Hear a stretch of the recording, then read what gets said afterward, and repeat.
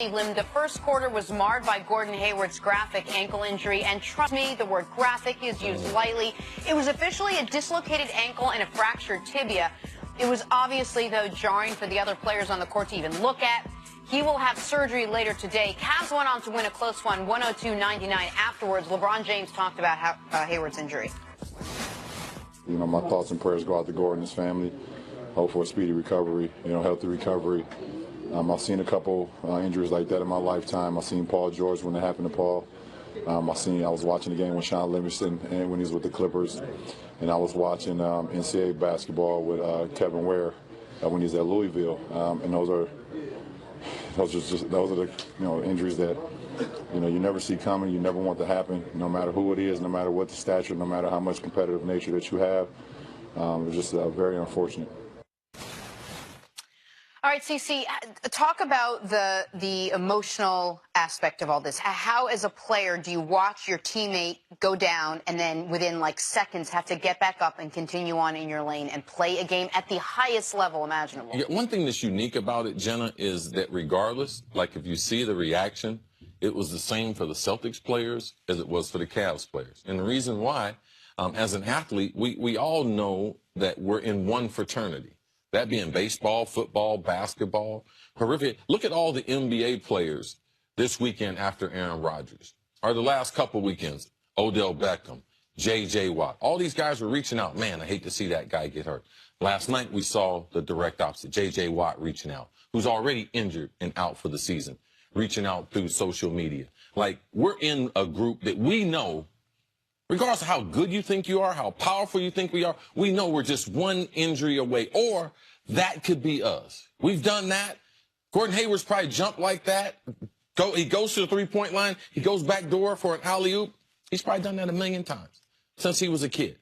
But there's such respect and reverence for what we do and such an understanding that every player thought, man, that could be me. And then you start thinking about, man, his wife, she might be here. His family, his kids. What if his kids are watching on TV? Forget about the Celtics, the organization, the commitment that they made to him. I mean, the guy's played 6 minutes. 6 minutes in his Celtics career, as a gruesome injury as you would ever see.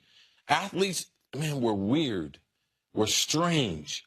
I don't know how we do it. I think football players are trained a little bit different. These are injuries that we see, more explosive dislocations. You see that more in football, in the NFL, than you do. So I've seen probably 3 times as many of these as LeBron's seen, but none of them, when I saw it last night, I actually saw it because I had a speaking engagement. I actually saw it on Twitter first. I thought someone had doctored up the video. The picture, and we're not showing the angle. That is the graphic angle, out of, I think, respect to everyone involved. But they showed it. I don't think TNT meant to. They didn't realize they were even showing it when they did. It looked like his shoe had come off. But his shoe hadn't come off. Let me just do the fan perspective for a moment, because then I have a question for you. Obviously, the sympathy, empathy, all of that goes to Gordon. Yes.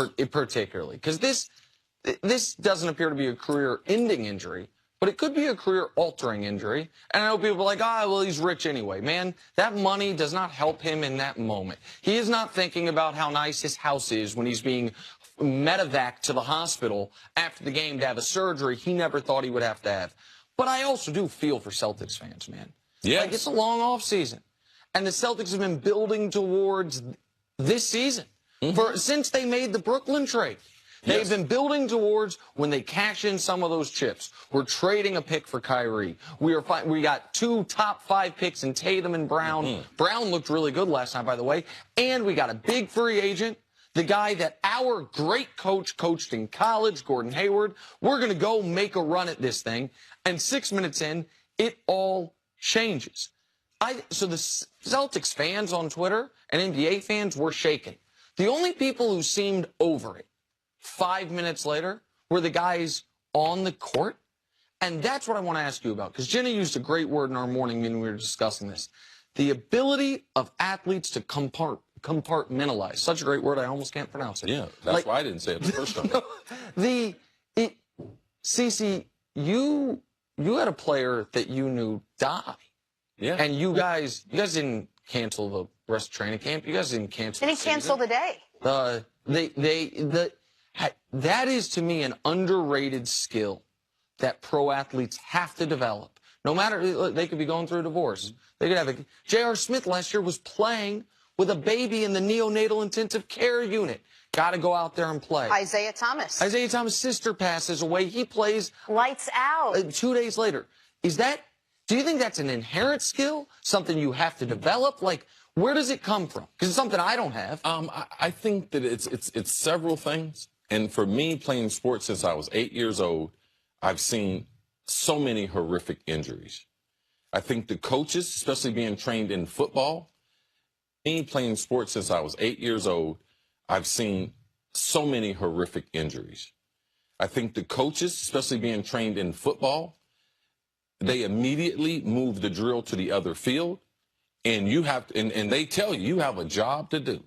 And if you're trying to be a good teammate to the person hurting, then do your job. Do your job in a way that they would be proud of you.